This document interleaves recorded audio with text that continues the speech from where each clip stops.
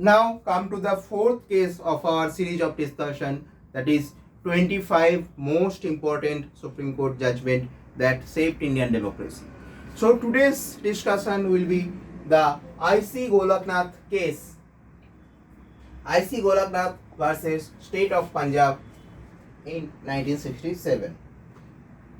So this case was filed in 1965 by Henry Golaknath and his family, who were in possession over 500 acres of farmland in Jalandhar in Punjab. State government invoked Punjab Security and Land Tenures Act of 1953, which limited the amount of land the family could keep and declared the rest as surplus.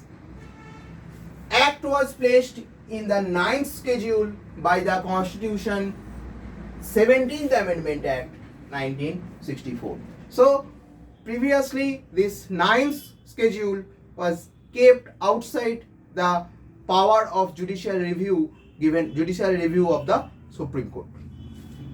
Petitioners argued that the Act and amendment violated their constitutional rights to acquire and hold property and to equality.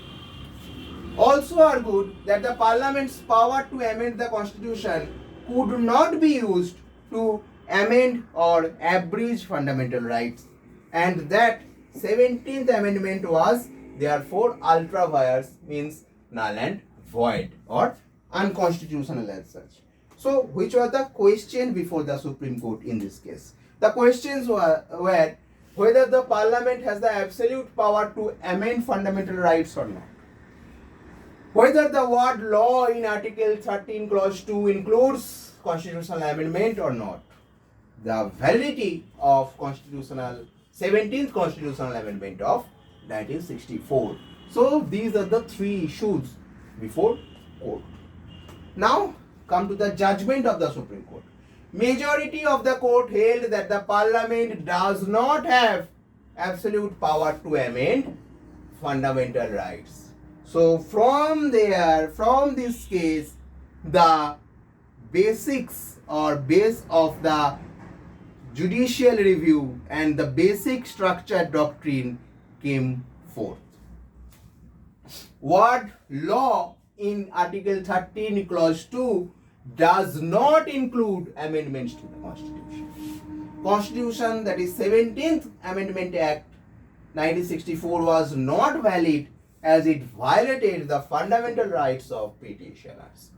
Majority overruled the decision in the Sajjan Singh case and held that Parliament cannot amend fundamental rights, and minority argued that fundamental rights can be amended and that the Constitution should be adaptable to the changing circumstances. So these are the majority rule, that Constitution cannot be amended or the fundamental rights cannot be amended by the Parliament, and minority, that is the dissenting opinion from the judges, came that Constitution should be adaptable to the changing circumstances and therefore it can be amended, fundamental rights can be amended. Okay. So what were the implications of this judgment?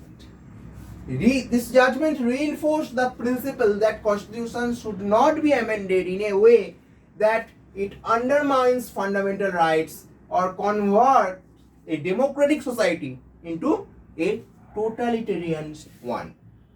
This laid the foundation for the development of basic structure doctrine, which came to be in focus in the Kesavananda Bharati judgment of 1973, which I am going to discuss in my next lecture.